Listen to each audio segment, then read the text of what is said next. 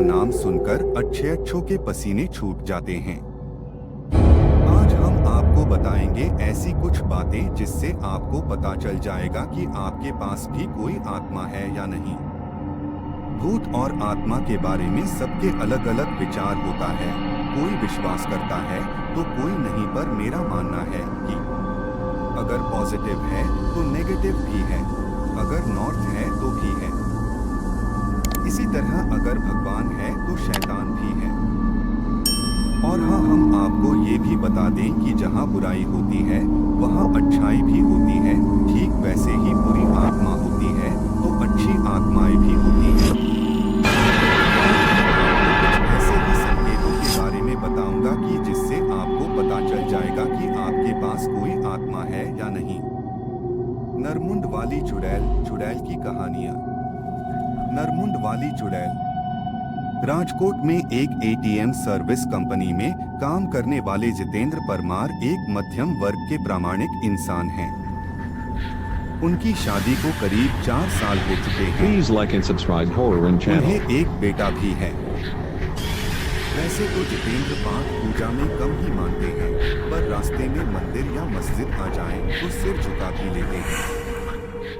जितेंद्र की नौकरी का समय तो दिन में 8.5 घंटे होता है, पर एटीएम मशीन का फॉल्ट आने पर उन्हें रात के किसी भी वक्त सर्विस देने जाना पड़ता है। अपने इसी काम के चलते वह एक रात अपनी बाइक पर जा रहे थे। उन्हें शहर से थोड़ी दूर बसे एक रिहायशी इलाके के पास में एटीएम फॉल्ट ठीक करने जाना था। वैसे तो इस काम के लिए 2 एग्जीक्यूटिव जाते हैं, पर जितेंद्र का पार्टनर उस रात बीमार था तो सर्विसिंग के लिए उन्हें अकेले ही जाना पड़ा। स्पॉट पर जाकर जितेंद्र ने अपनी बाइक स्टैंड पर लगाई। तभी उन्हें वहां एटीएम बूथ पर एक लड़की दिखी। जितेंद्र ने सोचा कि उसे शायद पैसे निकालने होंगे और वह एटीएम मशीन के ठीक होने का वेट कर रही होगी। फॉल्ट ठीक करने के लिए जैसे ही जितेंद्र एटीएम बूथ के अंदर आए तो वह लड़की भी अंदर आने लगी। सिक्योरिटी गार्ड ने उन्हें बाहर रुकने के लिए कहा। अब जितेंद्र अपना काम कर रहे थे, तभी अचानक उसकी नजर एटीएम बूथ के बाहर गई। वहां उन्होंने जो देखा उसे देखकर उसके पसीने छूट गए।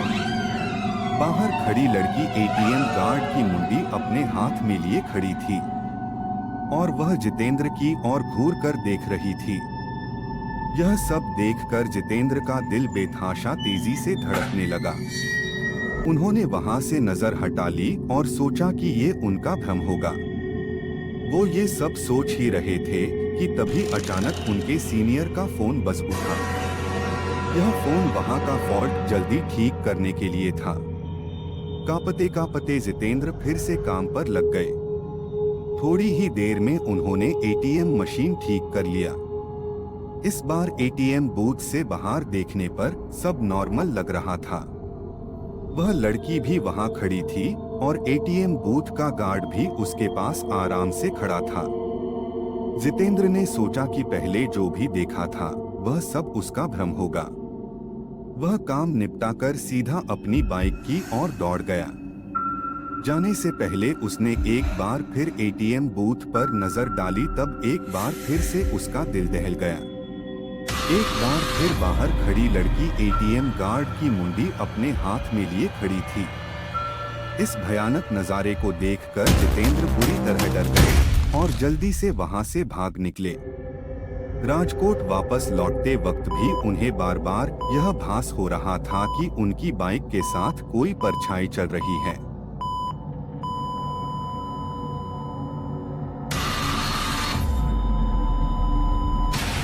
वे घबराए हुए जीते चलाए जा रहे थे कि न जाने कैसे अचानक ही उनकी बीटें बंद हो गई और जीप एक बरगद के पेड़ के पास जाकर रुकी। जितेंद्र जी को यकीन नहीं हो रहा था कि उनके साथ ये सब सचमुच हो रहा है।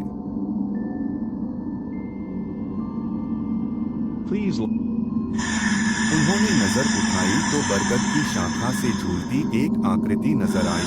उसके हाथ में एक नरमुंड था और वो अजीब घरघराहट भरी आवाज में कुछ बोल रही थी। जितेंद्र जी ये सब देखकर वही जड़ हो गए। न उनकी चीख निकली, न उनके अंदर हिलने की ताकत बची। चुड़ैल पेड़ से उतरी। उसके उल्टे पांव देखकर जितेंद्र जी के पसीने छूट गए। उन्होंने आंखें मूंद ली और भगवान को याद करने लगे। चुड़ैल उनके बगल में आकर बैठ गई और उनका सर सहलाने लगी। इसके बाद जितेंद्र जी को कुछ याद नहीं कि उनके साथ क्या हुआ। जब होश आया तो वे एक हॉस्पिटल में थे। सुबह कुछ स्थानीय लोगों ने उन्हें बेहोश पड़ा देखकर हॉस्पिटल पहुंचा दिया था।